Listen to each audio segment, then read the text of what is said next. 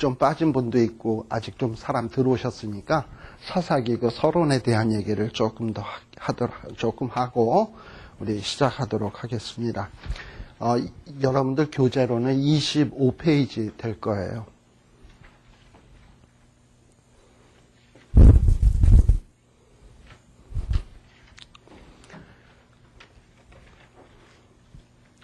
사사기는요, 구약 성경을 읽다 보면 참 마음을 좀 울적하게 만드는 책이 사사기인 것 같아요.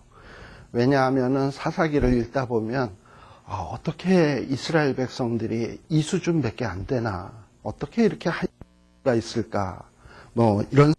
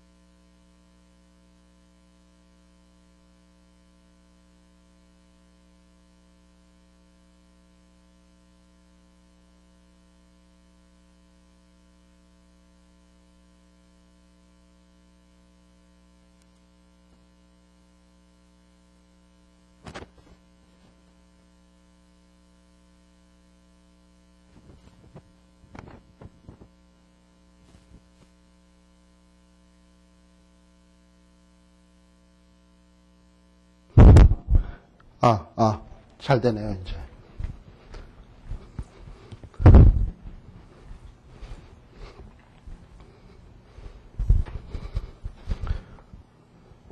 됐다. 네. 사사기입니다. 사사기는 참 읽다 보면 우리의 마음을 좀 슬프게 하는 책인데요. 사사기 안에 나오는 이스라엘 백성들의 모습이 너무 한심하고 보잘것이 없어요. 사사기는 그야말로 다람쥐 쳇바퀴 돌듯이 사람들이 범죄했다가 주변 나라에 얻어 터지게 되면 하나님 앞에 부르짖었다가 하나님이 불쌍히 여기셔서 사사를 세워서 구원해 주시면 또 그때 반짝 해하다가 또다시 사사가 죽고 나면 또 범죄하고, 그리고 그러기를 계속 거듭 반복하는 얘기가 어떻게 보면 사사기의 책입니다. 그렇지만 이렇게 좀 어두운 이야기고 실패하는 이야기를 성경 속에 이렇게 기록해 주셨다는 데는 분명히 뜻이 있을 거예요. 그게 뭐냐 하면 어떤 이스라엘 백성들의 그 실패를 통해서 뭔가 우리로 하여금 배우라는 뜻 아니겠습니까? 그러니까 우리들이 어떤 좋은 이야기를 통해서도 배우지만 어떤 나쁜 이야기, 슬픈 이야기, 실패의 이야기를 보면서 저렇게 살면 안 되겠구나 하는 이런 교훈을 얻을 수 있어요. 아마 그런 의미에서 이 사사기는 우리에게 주어진 것이 아니겠는가 하는 생각이 들어지게 됩니다. 그래서 여호수아 24장 19절에서 28절에 보게 되면 사실 이 여호수아가 끝나갈 무렵에 보면 참 이스라엘 백성들의 신앙이 참 좋아 보여요. 24장 19절에 보게 되면 여기에 보면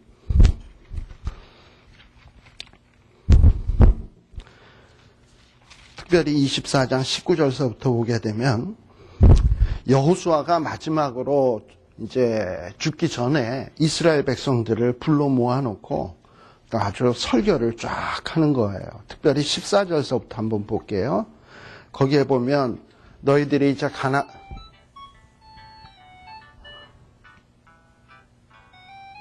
잠깐요.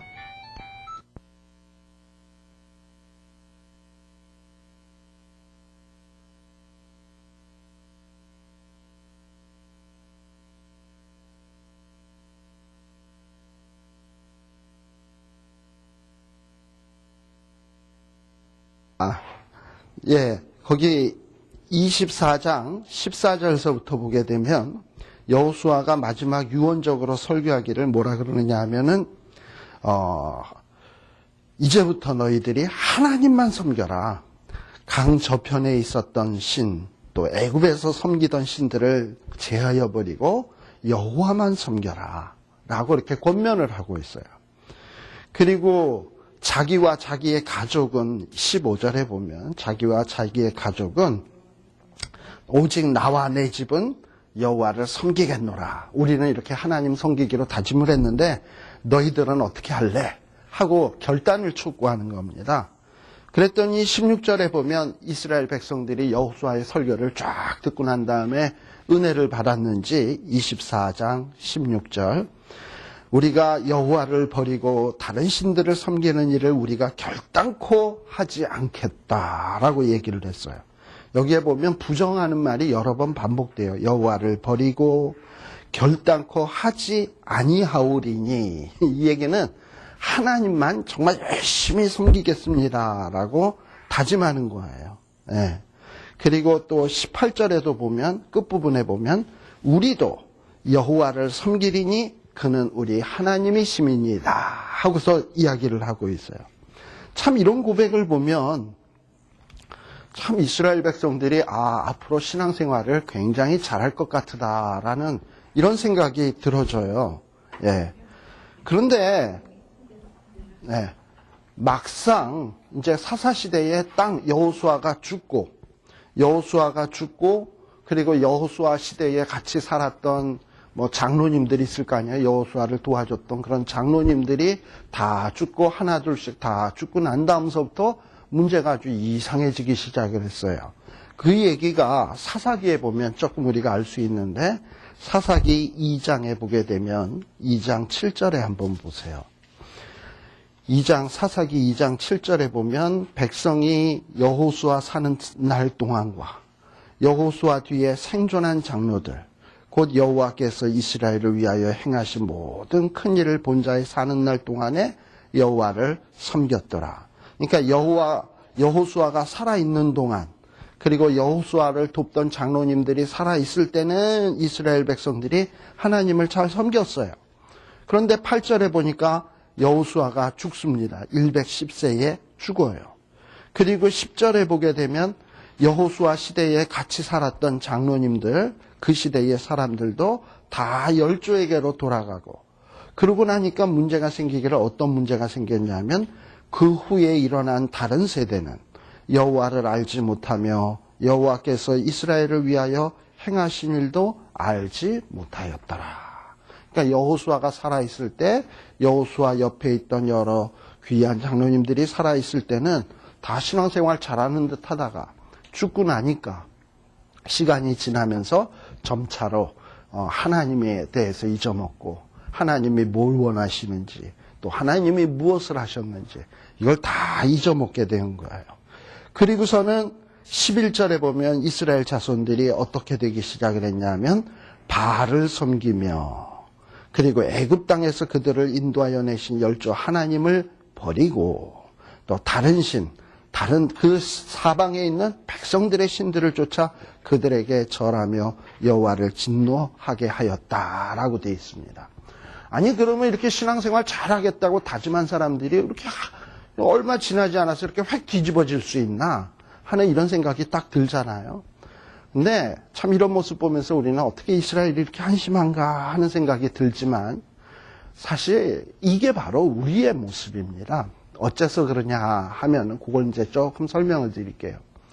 이스라엘 백성들이 가나안 땅에 들어가서 그들의 최고의 관심사가 뭔가 하는 거를 우리들이 생각을 해봐야 돼요.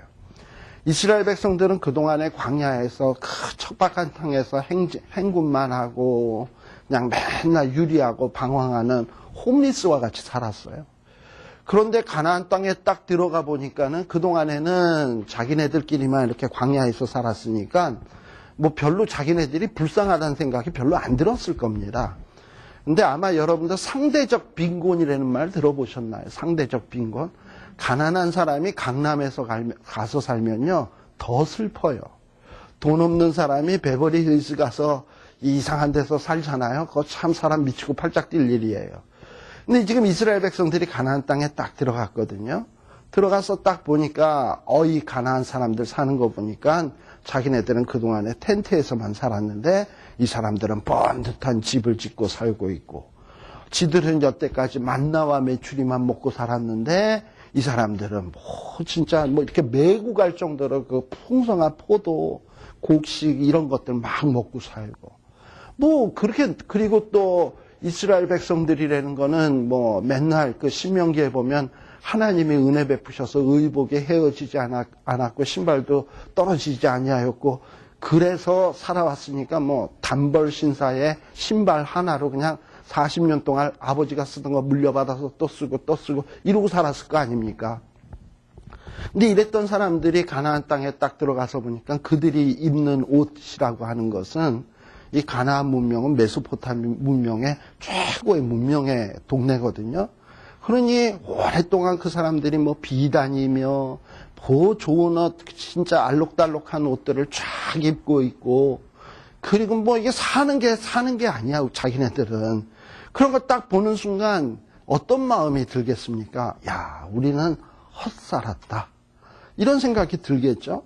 그리고서는 이제 은근히 마음속에 생각나는 게 뭐냐면, 어떻게 하면 우리도 저들처럼 살 수 있지? 이런 생각이 딱 드는 거예요. 그러면서 드는 생각이 뭐냐면, 우리 아마 하나님은 광야에서는 하나님이 좀 능력 발휘를 좀 하는 것 같은데, 이 가나안 땅에서는 우리 하나님은 아닌 것 같다. 그런데 저들은 보니까 지네들 섬기는 신이 있거든. 가나안 땅에서는 저 사람들이 섬기는 신을 섬기면 물질적으로 풍요해지고 사람 사는 것 같은 이런 축복을 받나 보다. 그러니까 자연히 마음이 어디로 기울어지냐면, 자기네들도 그런 행복함, 그런 풍요함을 누리고 싶으니까 은근히 그들이 섬기는 신을 따라 섬기고 싶은 마음이 생겨지는 거예요. 그리고 이스라엘 백성들은 이제 가나안 땅에 딱 들어가서 이제 땅을 정복하고 난 다음에 농사를 지을 거 아니에요? 농사를 짓는데, 농사를 딱 짓고 나니까 분명히 정탐꾼들이 갖고 올 때는 이렇게 메고 올 정도로 아주 진짜 튼실한 어떤 이 포도나 이런 열매들을 갖고 왔는데, 자기네들이 막상 농사를 지어보니까 이따만한 것밖에 안 열리는 거야. 왜 이러지? 도대체 뭐가 문제지? 이런 생각이 들 거 아닙니까? 근데 이 농사라는 게 그렇잖아요. 그게 하루아침에 그 농사 짓는 기술이 배워지는 겁니까? 그것도 노하우가 있고 비법이 있고 또 어떤 일을 할 땐 순서가 있고, 비료는 뭘 줘야 되고 씨는 언제 심어야 되고, 여러 가지 기술이 많이 있잖아요. 그런데 이스라엘 백성들이 가나안 사람들에게, 야, 우리 농사는 왜 이렇게 안 되냐, 너희는 잘 되는데 좀 비법 좀 가르쳐 달라 그러면 그거 누가 가르쳐 줘요? 얼마 전에 제가 집에 무슨 뭐가 망가진 게 있어가지고 어떤 그 핸디맨 하는 사람한테 물어봤어요. 전화해서 이렇게 물어봐서 이걸 뭘 고치려고 그러는데 이거 어떻게 하면 고쳐요? 그랬더니 그거 제가 다 가르쳐 들으면 저는 뭐 먹고 살아요? 이러더라고요. 그러잖아요. 그러니까 하다못해 자기네들 그 일하는 거 안 가르쳐 주려고 그래. 안 가르쳐 주려고 그런단 말이죠. 그러니까 그 사람한테 배우려면 어떻게 해야 돼? 알랑방구를 끼고 맛있는 것도 주고 그냥 아양을 떨어야 배워줄까 말까 이럴 거 아닙니까? 그러니까 이스라엘 백성들이 어떻게 그 가나안 사람들한테 농사 짓는 법을 배우겠어요? 그러니까 할 수 있는 방법이 뭐냐 하면, 자기네 집에 아주 그냥 잘생긴 딸내미, 아주 이쁘장하게 생긴 딸내미를 데리고 그 사람네 집 앞에 왔다 갔다 해. 그러면 그 집에 있는 총각이 바깥에 내다보다가 갑자기 눈이 뻥 하고 가는 거야. 나 저 집 딸내미랑 결혼시켜줘 하고 해가지고 결혼을 하게 돼요. 그러면 결혼을 하게 되면 사돈댁이 찢어지게 가난해서 자기 자식을 장가 보내고 혹은 시집 보내고 했는데, 찢어지게 가난하게 살면 그거 좋아요, 나빠요? 사돈댁에서? 사돈댁도 잘 살아야지 자기 자식들이 편할 거 아니에요. 그러면은 이제 사돈댁 잘 살게 해주기 위해서 농사 짓는 법도 배워주고, 또 필요하면 도와도 주고, 이제 이런 일들이 생기게 되는 거예요. 근데 그 정도로만 끝나면 다행인데, 이것이 이 사돈댁한테 이제 이러는 거지. 아, 우리 이번에 무슨 뭐 바알 총동원 주일이 있는데 가면 무지 재밌는데, 당신네도 좀 우리 초청을 하겠다고 하고서는 그 초청을 한단 말이지. 근데 처음에는 아마 이스라엘 백성들이 갈등을 느낄 거 아닙니까? 아, 이거 우상 숭배하면 안 되는데. 그렇지만 이 사돈댁에 농사 짓는 법도 가르쳐주고 필요하면 도와주고 했는데 그 청을 거절할 수가 있나? 아, 가서 그냥 자리에 앉았다가만 오지. 이런 마음으로 가겠죠. 근데 가서 보니까 뭐 이스라엘 백성들의 이 제사라는 거는 뭐 소 잡고 양 잡고 뭐 토라 재미없는 성경책이나 줄줄 읽기나 하고 전혀 무슨 뭐 거기에 무슨 음악이 있어, 예술이 있어, 뭐 신나는 게 뭐 있어요. 근데 이 바알 종교 같은 데는 술이 있고 음악이 있고 뭐 춤이 있고 너무 재밌는 거야.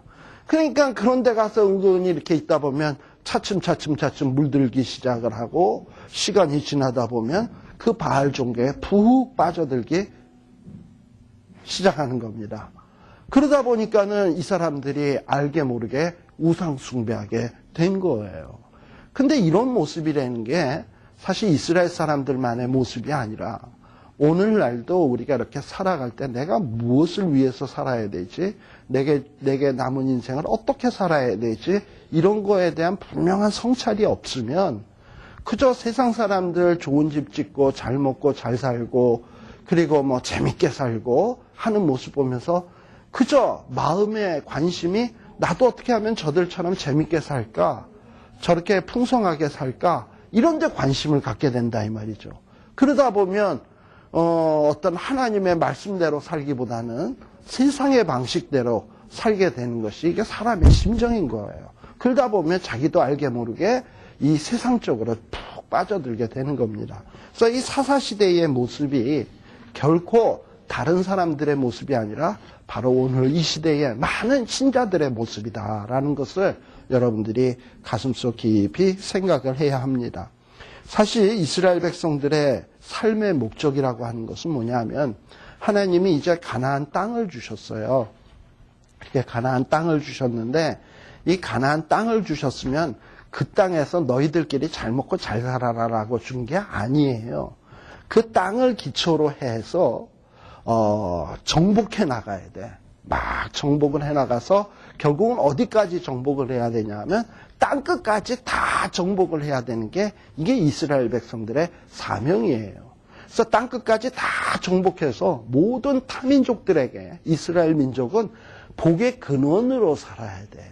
그러니까 남의 행복을 자기네 것으로 끌어올려는 게 아니라 이스라엘 백성들이 행복해가지고 그 행복한 법을 남에게 가르쳐주는 사람이 되어야지 뭐 세상의 행복을 위해서 우리가 쫓아가는 사람들이 아니란 말이에요. 이게 이스라엘 백성들의 모습인데 그러기 위해서는 이스라엘 백성들은 정복해야 돼요. 정복을 하고 자기네 땅을 중심으로 해서 그걸 기초로 해서 정복을 하고 그리고 많은 사람들에게 하나님을 소개하고 하나님의 말씀을 소개하고 그래서 어떻게 하면 하나님 앞에 인정받는 삶, 하나님 앞에 축복받는 삶을 살 것인가를 가르쳐주는 사람들이 되어야 되는데 지금 이 사사시대의 모습에 보면 그렇지가 못해요. 자, 우리 사사기 1장을 한번 봅시다.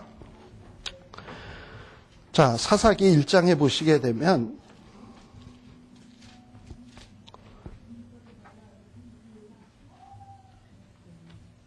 이게 어디서 나는 소리입니까? 1장 1장 1장 1, 2절에 보세요. 1절에 보면 여호수아가 죽었습니다. 이제 이스라엘의 지도자가 다 죽었어요. 그렇지만 이스라엘의 이 지도자였던 여호수아가 죽었다고 해서 이스라엘의 그 땅을 정복하는 사명이 중단된 것은 아닙니다. 계속 해야 돼요. 그래서 이제 땅을 정복을 해야 되겠는데 그래서 이제 이스라엘 자손들 가운데서 그럼 땅 정복하는 일에 누가 선봉이 돼서 나아갈 것이냐 하는 문제가 대두되게 되었어요. 그래서 하나님 앞에 묻습니다. 누가 먼저 올라가서 가나안 사람들을 몰아내고 땅을 정복하는 일에 선봉을 설까요? 하고 물어보니까 2절에 보니까 하나님이 말씀하시기를 누가 가라? 유다 자손이 먼저 올라가라 해가지고 유다 자손이 선봉이 서게 되는 이야기가 나옵니다.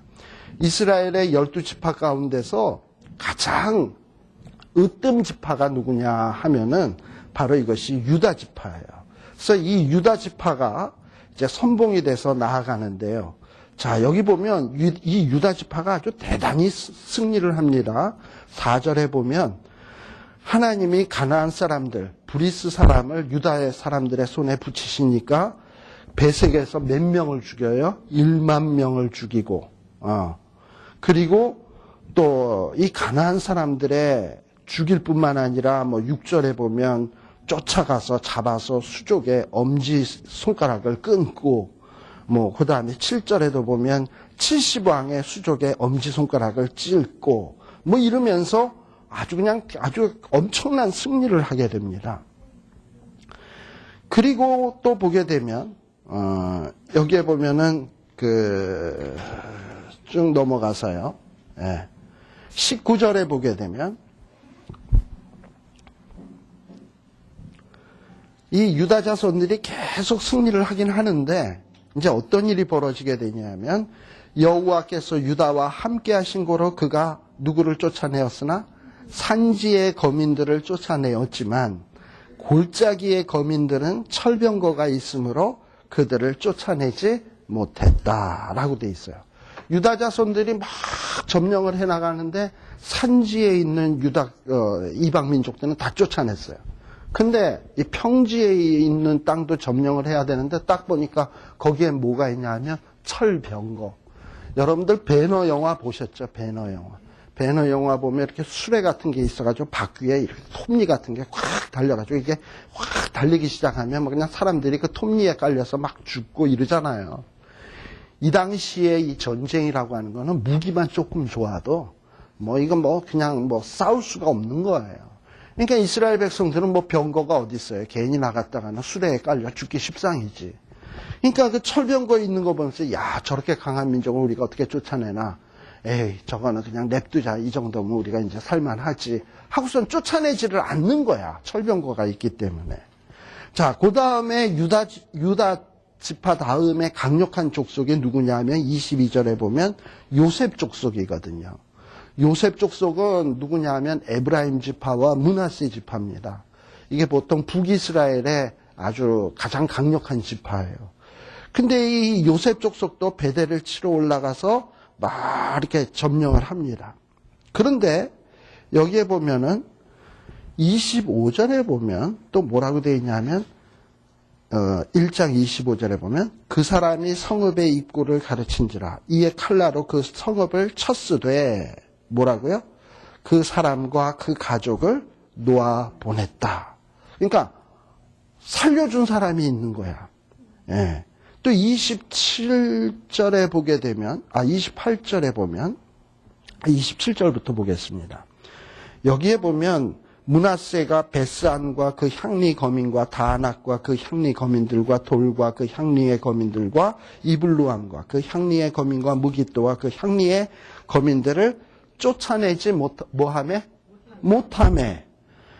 쫓아내지 못하니까 어떻게 되냐면 가나안 사람들이 어떻게 해요?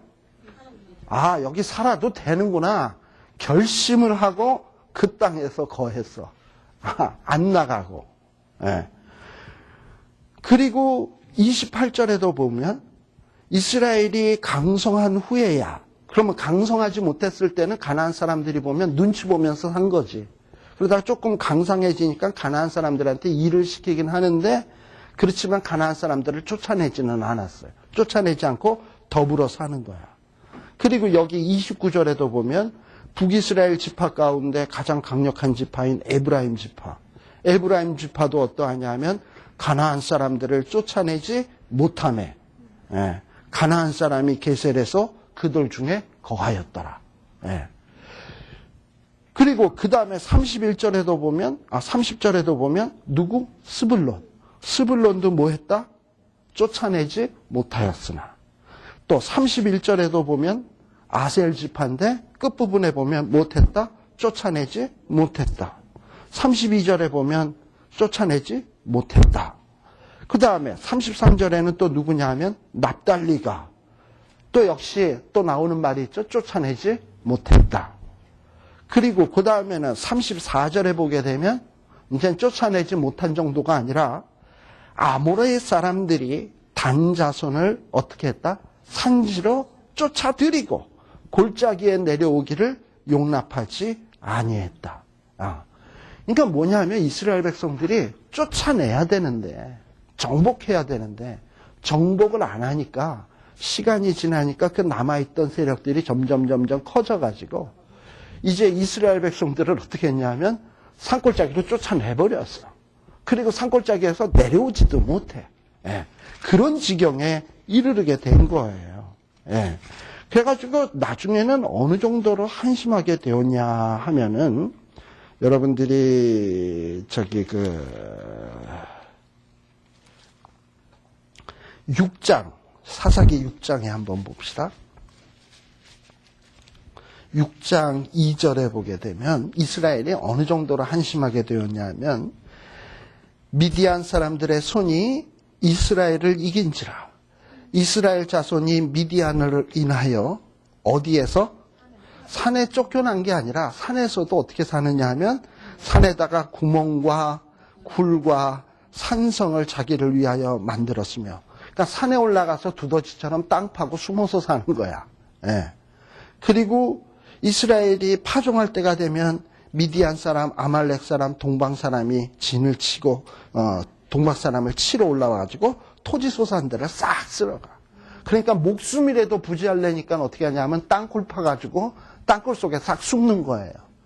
어떻게 사람이 이렇게 삽니까, 그죠? 이 여호수아 때는 막 정복하던 사람들이. 그리고 이 미디안 사람들은 어떤 사람들이냐면 우리 이전에 민수기에서 공부했습니다만 발락, 발람왕 이야기 기억나시죠? 발락과 발람왕 때 미디안 사람들이 그 모압 사람 왕 발락하고 이스라엘 백성들을 두려워해가지고 저들을 어떻게 멸망시키게 해가지고 발람 선지자를 하여해가지고 저주하도록 할 정도로 이스라엘을 두려워했던 사람들인데 이제는 이스라엘 사람들을 알기를 아주 우습게 여겨가지고 파종을 가만히 있다가 그것도 가만히 있어요. 이스라엘 백성들이 열심히 농사 짓고 있으면 그래 열심히 농사 져라. 너희들 용사 잘 져서 아주 곡식도 잘 길러라. 파종할 때 보자 하고 기다리는 거야. 그래 파종할 때 되면 싹 쓸어가고 이 지경까지 되게 되는 모습이 바로 이게 사사시대의 모습입니다. 그러니까 자기네들의 그 사명, 정복해야 되는 사명을 제대로 감당 못하니까 결국은 쫓겨나는 이런 삶의 모습을 보여주게 되는 거예요. 이게 사사시대의 모습입니다. 자, 그러면 이 사사시대에 왜 이렇게 실패하게 되었나 하는 이유에 대해서 몇 가지 조금 설명을 하겠습니다. 자, 26페이지입니다. 26페이지 제일 밑에 보면 사사시대 하나님의 백성들이 실패한 이유에 대해서 나와 있는데요. 거기 성경구절 사사기 21장 25절인데 사자에 시오자가 빠졌네요. 삽 21장 25절인데 이게 무슨 얘기냐면 사사시대에는 왕이 없으므로 사람들이 각기 자기 소견에 옳은 대로 행하였더라라는 말씀입니다. 근데 왜 사사시대에 이렇게 한심한 모습을 살 수밖에 없었냐 하는 것이 분열되었기 때문에 그래요. 이스라엘 백성들이 각 지파별로 분열되었기 때문에. 여러분들 우리 한국의 초대 대통령이 누구죠? 이승만 대통령. 이승만 대통령이 하시는 말씀 기억나시잖아요. 뭉치면 살고 흩어지면 죽습니다. 뭐 이러고 얘기했잖아요. 근데 이스라엘 백성들도 뭉쳐야 돼요. 비록 여호수아 때 가나안 땅을 정복을 하고 각 지파별로 땅을 이렇게 분배받아서 살곤 있지만 그 자기 땅에서만 이렇게 머물고 사는 게 아니라 이스라엘 백성들은 1년에 3차씩 뭐 6월절, 초막절 이런 절기 때마다 모이도록 돼 있어요. 모여서 6월절 지키고 초막절 지키고 그 다음에 뭐 수장절 지키고 이렇게 하나님 앞에 제사를 드리게 돼 있어요. 근데 이 제사 드리는 유월절 절기나 초막절이나 수장절이나 이 절기들이라는 게 보통 일주일을 지키거든요. 일주일 지키고 오는데 시간, 가는데 시간 걸릴 거 아니에요? 그러면 일주일 동안 이거 지킬 때 제사만 드리냐? 나머지 시간은 뭐 하냐? 하면 이 나머지 시간에는 보통 이스라엘 백성들이 뭘 하는 거냐면 하나님의 말씀을 배워요. 제사장들이 율법을 강론하고요. 레위 사람들이 이렇게 성경 공부를 시켜요. 그럼 율법을 이렇게 배우고 공부하는 거예요. 그리고 또 나머지 시간에는 뭐 하냐? 각 지파, 여러 지파들이 다 모였을 거 아니에요. 그 법궤가 있는 시온에 다 모이게 되면 모였을 때 서로 각 지파 간에 안부를 전하고 인사하고 어떻게 사나 이야기도 듣고 뭐 이러는 거예요. 근데 우리 알다시피 사람이라는 게 그렇잖아요. 자주 만나면 가깝지만 안 만나면 이건 남처럼 돼요. 그래서 어떨 때는 한국에 있는 친척보다도 누가 더 진짜 우리 친척 같으냐 하면 아파트 옆집 사는 사람이 더 친척 같아. 왜냐? 맨날 보니까 그분은. 그렇지만 한국에 있는 분이야 이건 뭐 진짜 뭐 몇 년 지나도 못 보잖아요. 그러다 보면 점점 멀어지고 가까이 보는 사람은 가깝게 느껴지게 돼 있어요. 그러다 보니 이스라엘 백성들이 이 12지파가 자기 땅을 가지고 이렇게 살다 보니까 이 농사 지을 줄도 모르는 사람들이 농사 짓다 보니까 얼마나 바쁘겠어요. 그리고 이 절기라는 게 유월절, 그 다음에 맥추절, 수장절이 다 언제 있냐 하면은 이게 다 농번기예요. 유월절은 보통 4월이거든요. 우리 달력으로. 우리 부활절이 4월에 있잖아요. 4월에는 보통 이 파종이라 그러지. 씨 뿌리는 거. 씨 뿌리는 때예요. 씨 뿌릴 때고, 그 다음에 또 7월은 한참 농사에 물 대주고, 그리고 뭐 이렇게 잡초 같은 거 제거해주고 손이 많이 갈 때야. 그리고 마르지 않게 곡식이. 그리고 또 맥추절은 특별히 또 보리 추수하는 때고, 예. 그리고 수장절은 알다시피 모든 곡식을 거둬들이는 바쁜 때 아닙니까? 그 제때 못 거둬들이면 곡식들이 다 썩어요. 그런데 그런 어떤 바쁜 시절에 일주일씩을 저 6월절 지킨다고 가서 일주일 보내고 오면 얼마나 바쁘겠어요. 예. 얼마나 힘들겠냐고. 아마 제가 이렇게 보니까는 우리 여기 모이는 분들도 일주일 중에서 제일 육신적으로 피곤한 날, 어떻게 보면 주일날일걸. 아침에 일찍 교회 가가지고 봉사하고 뭐 다 하고 오고 오면은 거의 파김치가 되잖아요. 예. 오히려 어떨 때 보면 주일날이 더 힘들다고요. 그런데 그렇게 힘들게 돌아와서 또 나머지 평일날 일을 하려면 얼마나 힘들겠어요. 그러다 보니 이스라엘 백성들이 이 절기 때에 바쁘니까, 힘드니까, 차츰차츰 1년에 3차씩 보이는 일에 소홀해지기 시작해요. 안 가. 한 번 안 가니까 시간이 쾅쾅 남아. 그리고 너무 좋아. 그러다 보니 차츰차츰 안 가기 시작하다 보니까 그게 습관이 되고, 그리고 아예 모이는 일을 폐하게 돼요. 그러다가 보니까 어떤 문제가 생기냐 하면 이 지파 간의 이 결속력, 단결력이 점점 약해지기 시작하는 거예요. 남이 돼가니까 서로 남남이 돼가니까. 그래서 뭐 예를 들면 베냐민 지파가 누구한테 침략을 당했대. 자기 동생이 지금 누구한테 침략을 당했다 그러면은 누가 우리 막내를 이러고선 막 냅다 달려가서 싸우려고 하겠죠. 그런데 남같이 여겨지면은 뭐 전쟁 났대 그러면 그래? 그거 참 안 됐네. 이 정도로 끝내버리잖아요. 근데 자기 가족이라면 안 그러잖아. 근데 이게 자꾸 떨어져 살다 보니까 남일처럼 생각이 돼서 쳐들어왔다 그랬던 남일 쳐다보듯 해요. 그래서 그 관여를 안 하기 시작을 하는 거예요. 그러다 보니 가뜩이나 이스라엘 나라는 조그만 나라고 힘도 약한 나라인데 그나마 뭉치지도 않으면 그 무슨 실력 발휘를 하겠냐고요. 그래서 이 분열이라는 게 참 문제인 겁니다. 그 다음에 이 초기의 신앙이 점점 식어졌어요. 27페이지예요. 27페이지인데 이 초기의 신앙이 점점 식어진 게 뭐냐 하면 처음에는 그래도 1년에 3차씩 여호수아가 살아있고 장로님들이 살아있을 때는 모이지 않으면은 그럼 뭐 여호수아한테도 혼나고 장로님들한테도 혼나고 그런 일들이 생길 거 아닙니까? 그러니까 눈치 보여가지고 모였단 말이지. 모여서 뭐 말씀도 배우고 그나마 신앙이 그런 대로 유지가 되었는데, 이게 여호수아도 죽고 장로님들도 죽고 이러고 나니까 누구도 뭐 간섭하는 사람이 없어. 그러다가 보니까 안 모여도 그만, 모여도 그만. 그러다 보니 이게 안 모이는 쪽으로 자꾸 가다가 보니까 그 자꾸 믿음이 뚝뚝뚝뚝 떨어지고, 하나님이 하신 일들이 뭐가 있는지, 하나님이 뭘 원하는지, 우리가 어떻게 살아야 되는지, 이런 일에 대해서 점차로 관심이 없어지게 된 거예요. 그래서 그 신앙이 점차로 없어지게 된 겁니다. 자, 그러면서 말씀에 무식해지니까요. 사람들이 말씀에 무식해지니까 뭐 어떤 일이 생겼을 때, 이걸 어떻게 해야 하나님이 기뻐하실까 했을 때 아이디어가 없는 거야. 말씀에 대해서 무식하니까.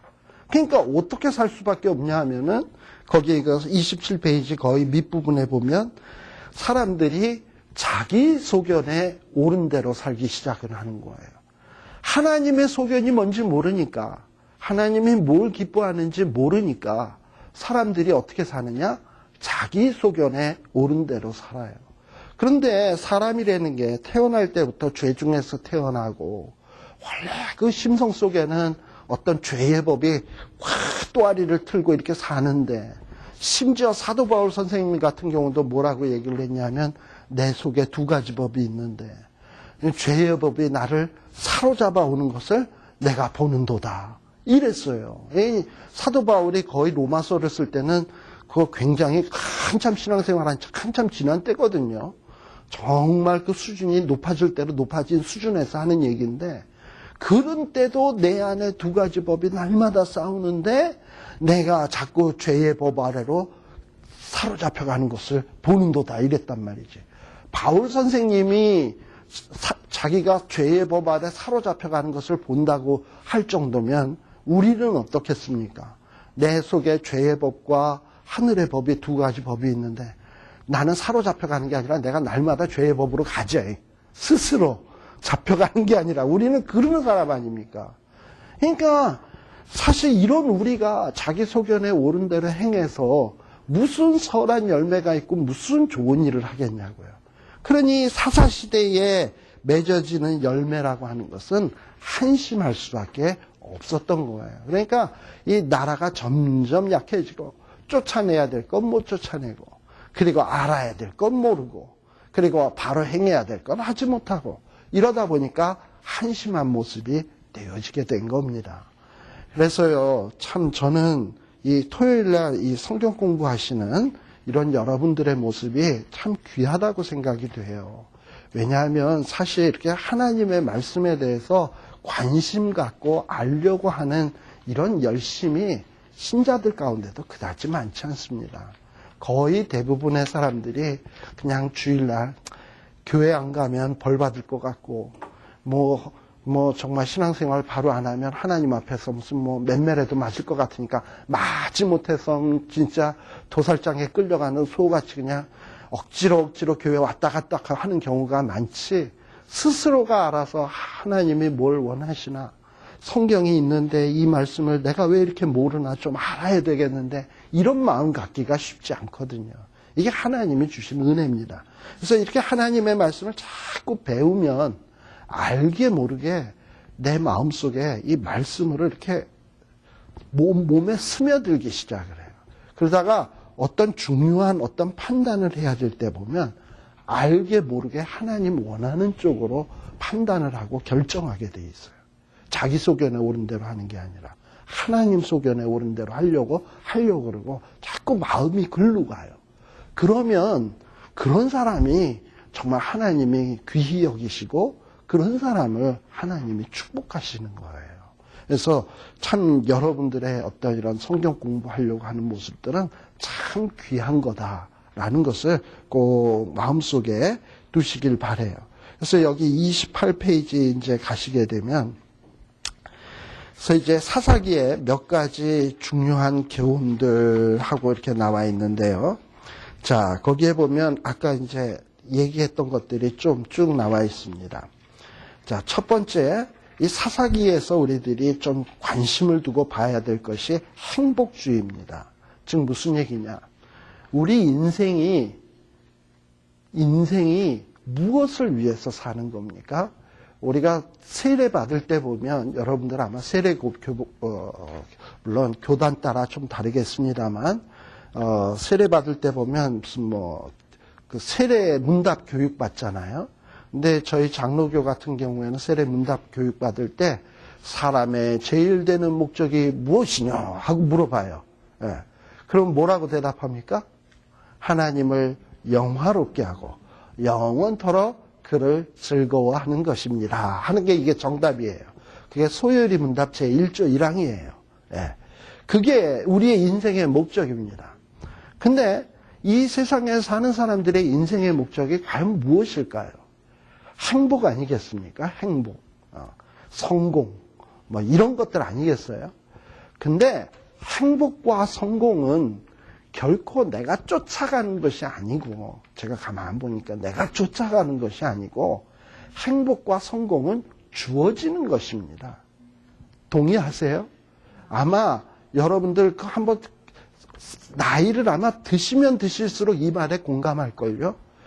저는 예전에 저희 아버님이 살아생전에 저한테 한 얘기 가운데서 잊혀지지 않는 얘기들이 몇 가지가 있는데요. 너는 앞으로 살면서 돈을 따라가지 말고, 돈을 쫓아가지 말고, 돈이 너를 쫓아오게 만들어라. 이런 얘기를 들었어요. 뭔 얘기인가, 저 얘기가. 돈을, 그때는 내가 어렸으니까 돈을 벌어봤어야 알고, 쫓아오는 게 뭔지, 이런 거 알 택이 없죠. 돈이 나를 쫓아와? 아니, 쫓아가도 벌어지기 어려운 마당에 돈이 왜 날 쫓아와? 그렇잖아요. 사람들은 아침부터 저녁까지 돈 벌겠다고 아등바등 하면서 쫓아다녀도 안 오는 게 돈 아닙니까? 그런 돈이 어떻게 나를 쫓아오냐고. 이해가 안 됐거든요. 정말 이해가 안 됐어요. 근데 이렇게 살면서 가만 보니까, 맞다. 이 돈이라고 하는 것, 물질이라고 하는 것, 우리가 필요한 일용할 양식이라고 하는 것은 하나님이 주셔야 이게 가질 수 있는 것이지, 서로 내가 돈이 많고 집에 쌓아놓은 것이 많다 하더라도 하나님이 조금 손으로 건들기만 하면, 조금 이제 우리를 정신 차리라고 손대기만 하면 집에 많이 쌓아놓고도 못 먹습니다. 당뇨 한번 걸려보세요. 눈앞에 맛있는 게 잔뜩 그렇게 쌓여 있는데도 불구하고 먹을 수가 없어요. 위에 병 한번 걸려보십시오. 삼키지도 못해.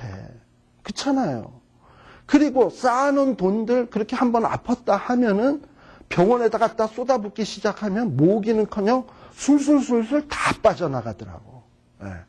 그런데 하나님 앞에 좀 그래도 신실하게 살려고 하고 하면 대단히 화려하게 의리의리한 집에 멋진 옷에 그렇게는 못 살아도 하나님이 굶기지는 않더라고 보니까는. 그렇잖아요. 굶기지는 않고, 그리고 또 하나님 잘 믿으면 비록 힘들고 어려워도 때를 따라 주시는 위로가 또 그게 짭짤하더라고요. 그렇잖아요. 그거 다 해보셨잖아요. 그러니까 사람은 그렇게 사는 거예요. 하나님과의 관계 속에서 하나님이 주시는 축복으로 사는 거예요.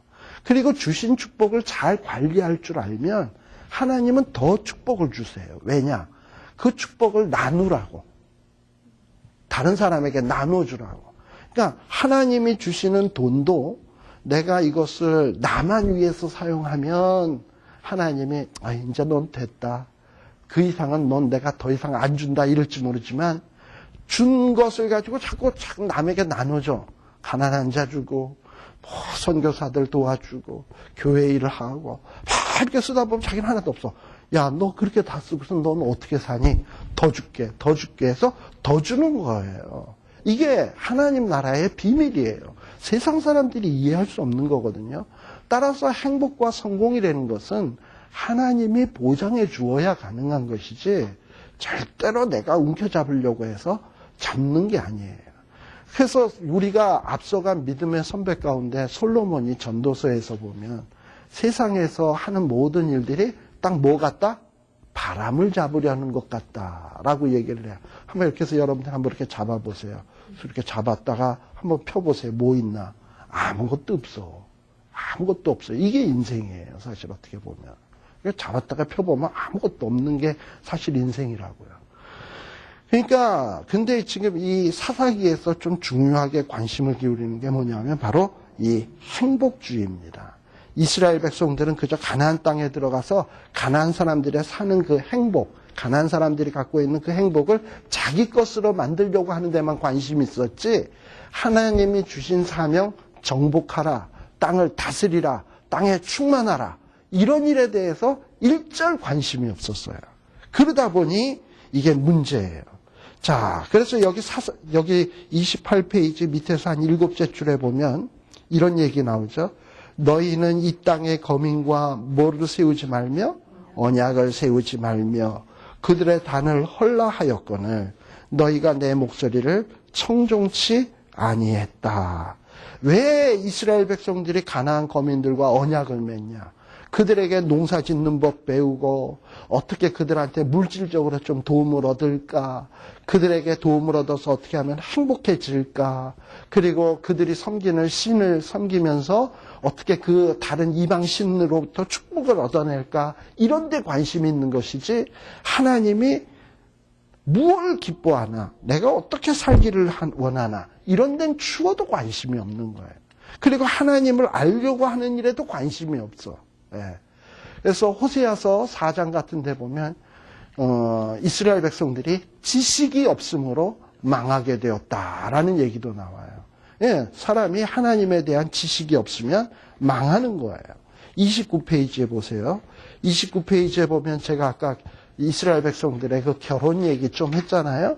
그 3장 5절에서부터 6절, 29페이지 그 한 6째 줄, 5째 줄에 보면 이스라엘 백성들은 가나안 사람들과 더불어 살면서 결혼도 하고 그들의 신들도 섬기기 시작을 했어요.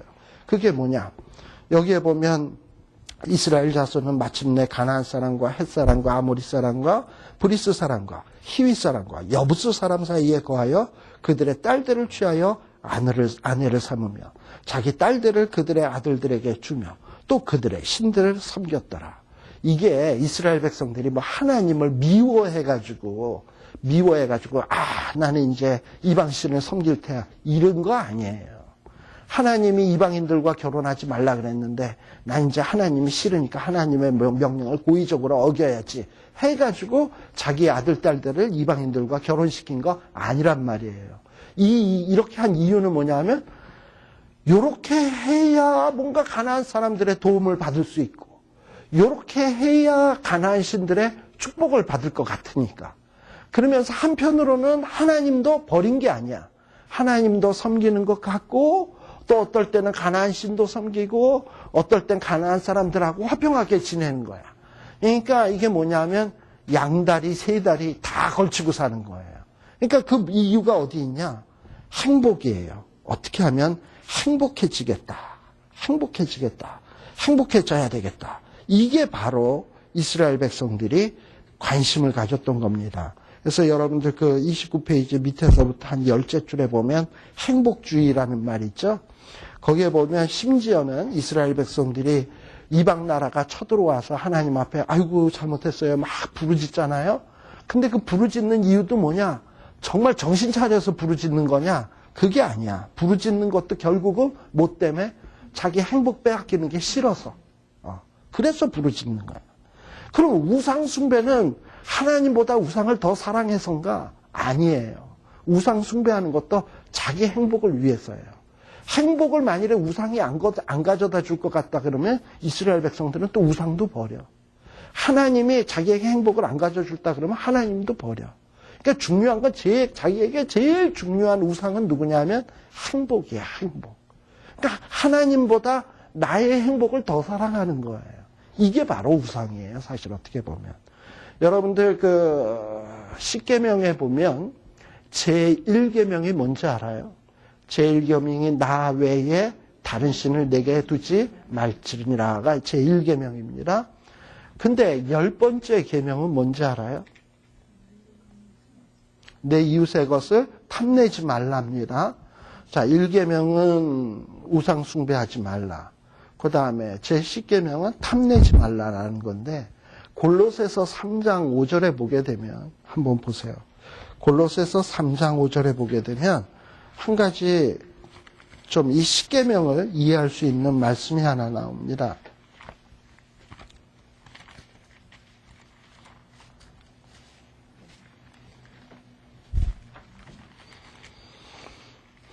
자, 골로새서 다 찾으셨으면 한번 다 같이 한번 읽어보십시다. 시작. 그럼 롯 땅에 있는 시체를 죽이라. 곧 음란과 부정과 사욕과 악한 정욕과 탐심은 우상 숭배니라. 예, 제일 마지막에 나오는 말 뭐라고 되어 있습니까? 탐심은 곧 우상 숭배니라 라고 되어 있어요. 그러니까 이 탐내는 거, 탐내지 말라 그랬는데 이 탐내는 거는 무슨 죄와 똑같으냐 하면 우상 숭배의 죄와 똑같아. 그러니까 이 십계명이라고 하는 거는 우상 숭배의 죄로부터 시작을 해서 우상 숭배의 죄로 끝난다고 해도 과언이 아니에요. 결국은 하나님의 말씀을 불순종하고 딴 길로 가는 이유의 가장 근본적인 이유는 어디 있냐? 다 자기의 욕심, 탐심을 따라서 가는 거야. 어떻게 하면 자기의 욕심을 채울까? 자기의 탐심을 채울까? 그러다 보니 어떨 때는 하나님보다 자기가 탐하는 것을 더 사랑하는 거예요. 바로 이게 우상의 본질인 겁니다. 결국 사사시대의 이스라엘 백성들이 가장 타락할 수밖에 없었던 이유는 바로 여기에 있는 거예요. 그래서 과연 우리가 무엇을 위해서 살아야 될 것인가? 신명기에도 나옵니다만 사람이 뭐를 위해서 사는 게 아니라 떡을 위해서 사는 거야. 요즘은 애들 떡 줘도 안 먹죠. 특히 미국에서 사는 애들은 떡 되게 싫어하대. 근데 뭐 우리도 제 처도 그 얘기 하더라고요. 옛날에는 자기가 떡이 안 좋았는데 나이 먹고 나니까 떡이 좋다고. 떡 좋아하는 거 보니까 나이 먹은 것 같다고. 예. 그러니까 이 떡이라는 게 우리 부모님들이 이렇게 먹을 때 뭐 저렇게 떡이 좋아서 먹나 했는데 이 떡이 나이 들니까 이게 떡이 괜찮아요. 근데 이 사람이 떡으로만 살 것이 아니요 하나님의 말씀대로 살 것이니라 했을 때 그 떡이라는 게 진짜 그 떡만을 얘기하는 거냐? 이 당시에는 뭐 먹을 게 많던 시대가 아니지 않습니까? 그러니까 떡이라고 하면은 먹는 것 가운데서 가장 귀한 것이었어.